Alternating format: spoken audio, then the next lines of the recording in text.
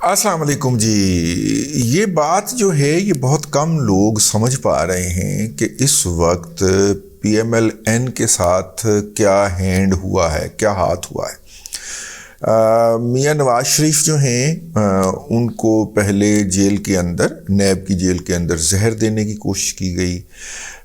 اس سے پہلے کوٹ لکھپت جیل میں ان کے اوپر جادو اور ٹونا کیا گیا. وہ سروائیو کر گئے کیونکہ انہوں نے بہت زیادہ قرآن پاک کو اپنے ساتھ رکھ لیا تھا، اس کی تلاوت کرتے تھے، اس کا ترجمہ پڑھتے تھے. تو بزرگوں سے یہی سنا ہے کہ جو قرآن پاک کو اپنے قریب کر لے پھر اس پہ جادو وغیرہ اثر انداز نہیں ہوتا. کثرت سے اس کی تلاوت کرنا شروع کر دے. پھر جناب جو ہے وہ اللہ آپ کا بھلا کرے، جس کی بنیاد کے اوپر انہیں نیب میں منتقل کیا گیا. نیب کی جیل کے اندر ان کو زہر خورانی کی گئی جس سے ان کی حالت بگڑ گئی اور ان کی ڈیتھ جو تھی وہ نیچرل ظاہر ہونا تھی. اور عمران احمد خان نیازی صاحب نے اپنے ایک جلسے میں انکشاف بھی کر دیا تھا کہ کس طرح ایک زہر ایسا بھی ہے جو دینے سے ہارٹ اٹیک ہو جاتا ہے، اگر آپ کو یاد ہو تو انہوں نے اس کا انکشاف بھی کر دیا. تو میں نے اس وقت بھی یہ شور مچایا تھا اپنے ولاگز کے ذریعے کہ یہ اب نواز شریف کو زہر دینے کی کوشش کر رہا ہے. یہاں تک بات رہتی تو ٹھیک تھا، لیکن اس کے بعد جو ہے وہ اسٹیبلشمنٹ نے دیکھا کہ اگر نواز شریف صاحب جو ہیں ان کی ڈیتھ ہو جاتی ہے سیل کے اندر تو حکومت کو، عمران خان کی حکومت کو تو وہی سر پہ اٹھا کے لائے تھے اور سر پہ اٹھا کے بیٹھے ہوئے تھے اور چلائے جا رہے تھے. اور شاید میتلا صاحب کو انٹرویو کے اندر جناب جنرل لٹائر قمر جاوید باجوہ صاحب بھی سمر کا اعتراف بھی کر چکے ہیں کہ ہم تو بہت خوفناک عمرانڈو بن چکے ہوئے تھے، ہمیں تو عمران خان کے خلاف کچھ نظر نہیں آتا تھا. تو ظاہر ہے جو کوئی میٹنگ ہوگی ان کی وہاں پہ یہ ڈسکس ہوا ہوگا کہ نواز شریف صاحب بس کچھ دنوں کے مہمان ہیں، ظاہر ہے پوری پلاننگ کے ساتھ ہو رہا ہوگا نا. تو وہاں پہ یہ بات مچ گئی ہوگی کیا ہم ایک اور بھٹو جو ہے وہ برداشت کر سکتے ہیں اپنی پاکستان کی پولیٹکس کے اندر. پھر جناب عمران خان صاحب جو تھے ان کو قائل کیا گیا کہ ان کو باہر جانے دیں اور جو بھی اس کے لیے ضروری لوازمات ہیں، جو ضروری ڈرامہ ہے وہ آپ کریں گے. تو پھر ڈاکٹر یاسمین راشد جو تھی اس نے پریس کانفرنس کرتے ہوئے رو پڑی. وہ ڈرامات کرنے کے اندر تو پی ٹی آئی بڑی فرسٹ کلاس ہے نا. پھر جناب فیصل سلطان جو بعد میں ان کے وزیر صحت بھی رہے، انہوں نے بھی تصدیق کر دی کہ جناب نواز شریف صاحب کی حالت بہت خراب ہے، ان کے پلیٹلیٹس گرتے جا رہے ہیں. زہر کی کچھ قسمیں ایسی ہوتی ہیں اور ہمیں عمران احمد خان نیازی نے بتایا ہے. بائی دا وے ہمیں یہ بات جناب عمران احمد خان نیازی نے بتائی ہے کہ زہر کی کچھ قسمیں ایسی ہوتی ہیں کہ وہ جیسے جسم میں داخل ہوتا ہے تو اس کے پلیٹلیٹس بلڈ کے جو ہیں کارپسل، ریڈ کارپسل اور وائٹ کارپسل جو ہیں، وائٹ کارپسل کم ہونا شروع ہو جاتے ہیں. وہی بلڈ کے اندر امیونٹی ہوتی ہے نا، اپنا ڈیفینڈنگ فورس ہوتی ہے باڈی کے خلاف، جتنی بھی اینٹی باڈیز ہوتی ہیں یا جتنے بھی جو جسم کو نقصان پہنچانے والے ذرات ہیں وہ ان کو ختم کرتے ہیں. تو جناب عمران احمد خان نیازی صاحب نے بتا بھی دیا تھا. تو وہاں پہ جب یہ بات ڈسکس ہوئی تو پھر جناب ڈاکٹر فیصل سلطان صاحب نے بھی بتا دیا اور جو پینل بنا اس پینل کے اندر اپنے بھی ایک ڈاکٹر صاحب جگر شامل تھے اور وہ بھی بتا رہے تھے کہ جناب یہ تو باہر بھیجنے لگے ہیں، یہ تو یہ کرنے لگے ہیں، یہ تو یہ رپورٹ تیار کر رہے ہیں. تو میں نے ان سے پوچھا کہ رپورٹ غلط ہے یا درست ہے؟ انہوں نے کہا رپورٹ تو درست ہے. تو کنڈیشن اس کے اندر یہ تھی کہ جناب نواز شریف صاحب جو تھے وہ باہر جا کے کوئی بھی ایسا ٹیسٹ نہیں کرائیں گے جس سے یہ بات ثابت ہو کہ نواز شریف صاحب کو زہر خورانی کی گئی ہے. بچا تو ہم آپ کو رہیں، لیکن آپ امریکہ، اور یہ ایسا ٹیسٹ کرنے والی لیبارٹری امریکہ کے اندر تھی.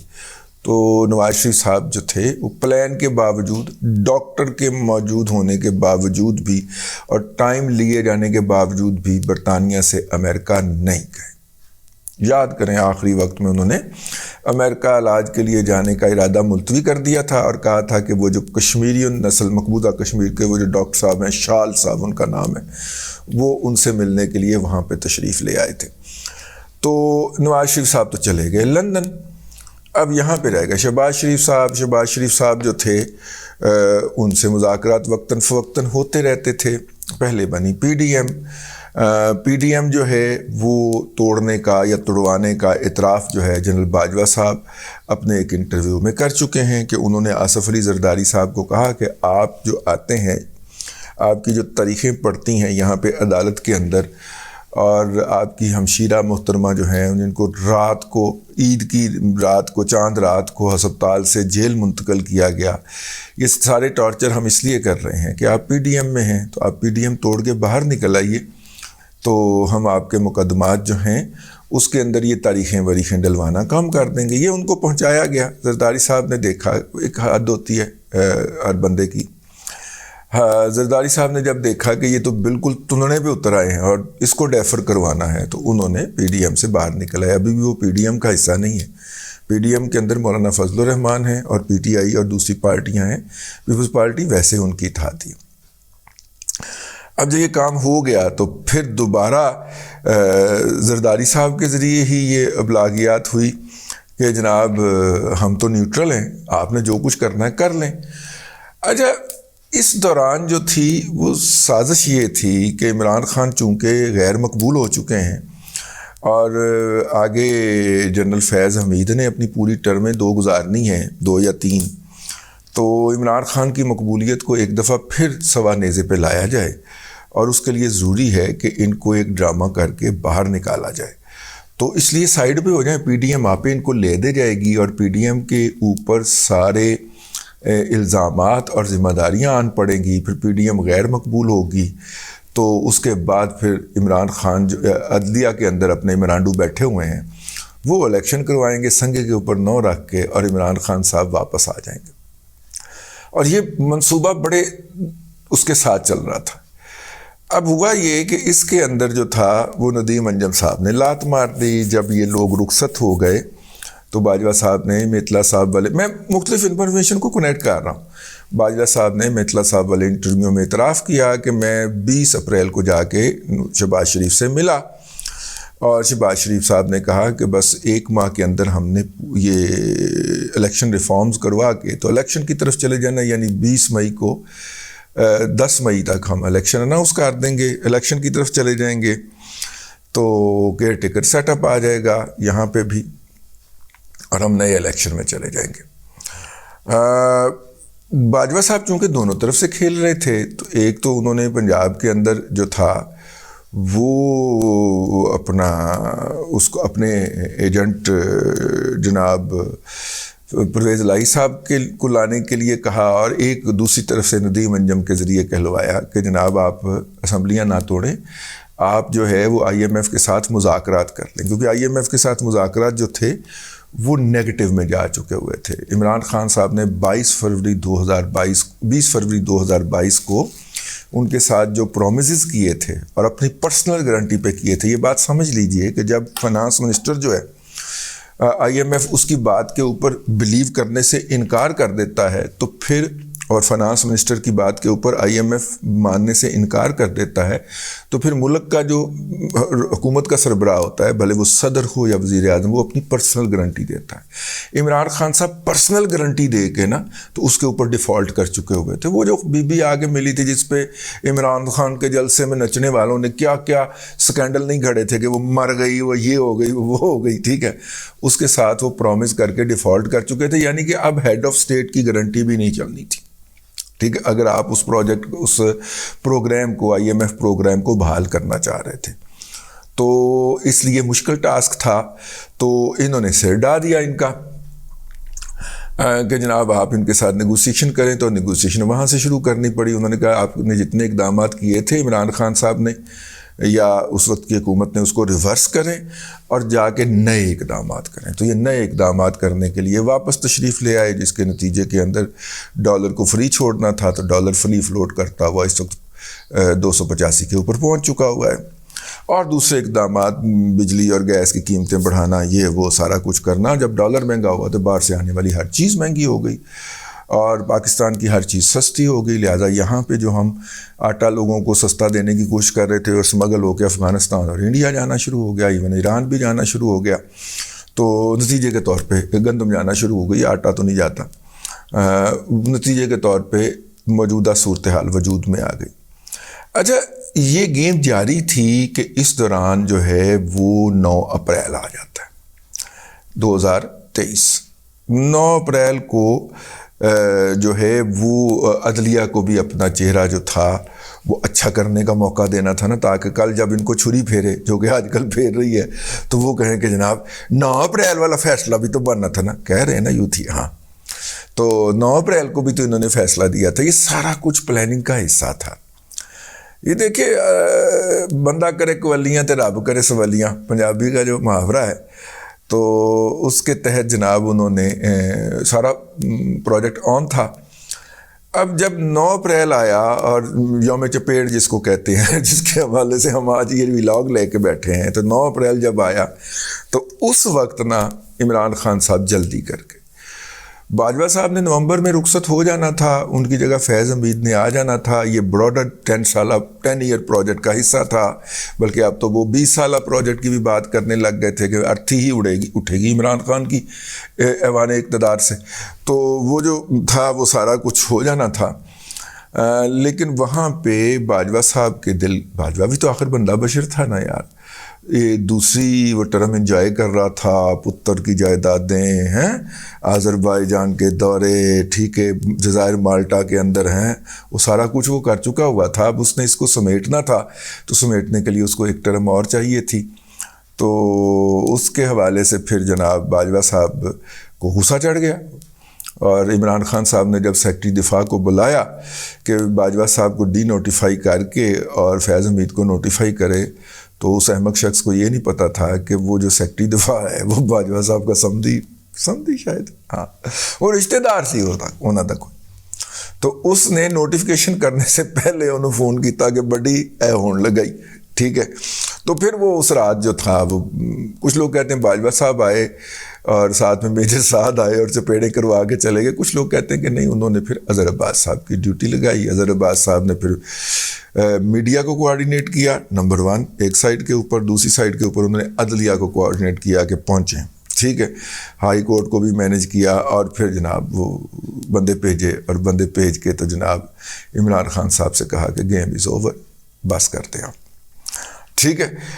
اب یہ جو ہے اس کے بعد عمران خان صاحب نے جانا, حالانکہ عمران خان صاحب پوری طرح پلان کر چکے تھے, تقریر لکھ چکے تھے, اس کے نوٹس لے چکے تھے. انہوں نے اسمبلی میں جانا تھا, اور اسمبلی میں ان کو اپنے عہدوں سے فارغ کرنے کا اعلان کرنا تھا, اور نئے چیف کی تقرری فرما دینی تھی. لیکن ان کو فیض حمید صاحب کو رستے سے ہی واپس جانا پڑا. یہ میں مختلف جگہوں کے اوپر جو باجوہ صاحب نے انٹرویو دیے ہیں یا فیض حمید نے انٹرویو دیے ہیں, ان میں سے انفارمیشن نکال کے ایک کہانی سنا رہا ہوں آپ کو. تو فیض حمید صاحب کو پھر رستے سے واپس جانا پڑا. اب یہ جو صورتحال تبدیل ہوتی رہی, چاچو اور نواز شریف جا رہے تھے کہ جیسے اقتدار آیا مہینے کے اندر ریفارمز کروائیں اور جلدی سے الیکشن میں جائیں اور نیا مینڈیٹ لے کے آئیں. نواز شریف صاحب اس کے حامی تھے, لیکن نواز شریف صاحب کو فورس کیا پاکستان کی فوج اور اس کے ادارے ISI نے کہ آپ یہ IMF والی ڈیل کروا جائیے. IMF والی ڈیل ابھی تک نہیں ہو سکی, ویسے بائی دا وے سال گزر گیا. اور اس بات کی داد دیجئے گا جناب اسحاق ڈاٹ صاحب کو کہ انہوں نے سال کے اندر, جس طرح وہ ایک سگڑ خاتون خانہ ہوتی ہے نا کہ جو ضروری معاملات ہیں ان پہ پیسے خرچ کرتی ہے اور بچوں کو کہتی ہے بوٹ آپ کو اگلی عید پہ لے کے دیں گے, کپڑے آپ کو اگلی عید پہ لے کے دیں گے, بیٹا یہی استری کر کے نا میں نیلی کو لگا کے اس کو صاف کر دوں گی, آپ کو کپڑے اگلی عید پہ لے کے دیں گے. وہ ہر ایک کو اگلی عید پہ ٹالتے رہے ہیں, ٹھیک ہے. اور وہ ٹال کے تو انہوں نے پیسے بھی اکٹھے کر لیے ہیں دوست ممالک سے, جو کہ ہم خرچ نہیں کر سکتے لیکن ہمارے خزانے میں رکھے جائیں گے. وہ بھی انہوں نے اکٹھے کر لیے ہیں دوست ممالک سے, رول اوور بھی لے لیے ہیں, اور زر مبادلہ کے ذخائر کو وہ $14 ارب پہ لے آئے, جو کہ IMF کی کنڈیشنلٹیز میں سے ایک بڑی بڑی کنڈیشنلٹی تھی, ٹھیک ہے. تو اب یہ جو پورا پروسیس چل رہا تھا بیک اینڈ کے اوپر, اس سے PMLN کا ورکر جو تھا یا اس کا انتھیوزیسٹ جو تھا, جو سوشل میڈیا کے اوپر ایکٹیو تھا, وہ آگاہ نہیں تھا اور نہیں ہے, جس کے نتیجے میں یہ ہوتا ہے کہ اس بمپی روڈ کے اوپر جب بھی کوئی جھٹکا لگتا ہے تو ساری PMLN کی سوشل میڈیا ٹیم اپنی قیادت کو پڑ جاتی, بیرون ملک اور اندرون ملک بیٹھی ہوئی. یہ میاں نواز شریف کی بھی پلاننگ نہیں تھی، ان کی بھی پلاننگ اوریجنل پلاننگ نہیں تھی، جنہوں نے پی ڈی ایم کو موقع دیا تھا براستہ آصف علی زرداری کہ اے کام کر لو، ٹھیک ہے، انہوں نے ان کو پھنسانا تھا. بھائی Peoples Party had nothing to lose, اس کے پاس تو سندھ ہے اور اس سے یہی وعدہ تھا کہ سندھ آپ سے نہیں چھینا جائے گا، بس پنجاب اور کے پی کے اندر جو ہے وہ ہم چینج لانا چاہ رہے ہیں. اگر آپ دیکھیں تو الیکشن کا ڈول بھی صرف پنجاب اور کے پی کے ہی اندر ہی ڈالا گیا. یہ اوریجنل پلان ہے نا، اس کے تحت اور باقی ساری فورسز جو ہیں جن کو اس موقع کے اوپر ہونا تھا ان کو اس اوریجنل پلان کے اندر شامل رکھا گیا. تو اچھا، اب محبت نومبر کے بعد بھی زندہ تھی، یہ بات میری ذہن میں رکھیے گا، بہت بڑی بات کہہ گیا ہوں. عمران خان کی محبت نومبر کے بعد بھی زندہ تھی، لیکن اس کے بعد عمران خان صاحب جس طرح انہوں نے وہ والا بیانیہ کھیلا جو کہ ادروائز انڈین یوٹیوبر کھیلتے ہیں، وہ انہوں نے اپنے یوٹیوبر سے پروپیگیٹ کروایا. انہوں نے وہ والا پروپیگنڈا جو کہ انڈینز یا امریکن کبھی خواب میں بھی نہ دے سکتے ہوں وہ کروایا. تو پھر جو ہے ان کو ہوش آیا کہ ہیں سرنل ہو کی گیا، مطلب ان کا اپنا وجود جو تھا وہ عدم وجود کے خطرے سے دوچار ہو گیا کہ ہم کیا کریں گے، یہ 8 لاکھ لوگ جو ہیں، یہ جو چوزن ون ہیں، یہ کیا کریں گے، ٹھیک ہے، ہمارا کیا بنیں گے، یہ جو 4-5 ہزار افسر ہوتا ہے، چلیں 10-12 ہزار کر لیں، 20 ہزار کر لیں، یہ افسر کدھر جائیں گے. جب ان کا وجود خطرے میں پڑا تو پھر جا کے کہیں جو ہے یہ سارا سلسلہ جو ہے یہ چیزیں اپنے اس موڈ کی طرف آئی ہیں جس پہ موجود کھڑی ہوئی ہیں. آخری جو ہے وہ ایک اس پہ مجھے ایک اور بھی قسط کرنا پڑے گی کیونکہ ٹائم بہت زیادہ ہو گیا، اس کے اوپر ہم بات کریں گے. بہرحال یہ ہے اس وقت ایک ڈس ایسوسیشن ہے،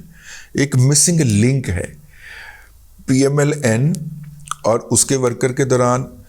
پیپلز پارٹی اور اس کے ورکر کے درمیان، اور اس کا ورکر سوشل میڈیا کے اوپر جو ایکٹیو ہے میں اس کی بات کر رہا ہوں، ان کے درمیان ایک مسنگ لنک ہے. اور وہ مسنگ لنک یہ ہے،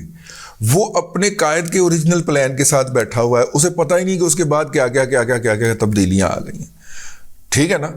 تو نواز شریف نے کہا کہ پھر سمجھاؤ ساڑھے کارکنوں میں، تو پھر جناب سیریز شروع کی گئی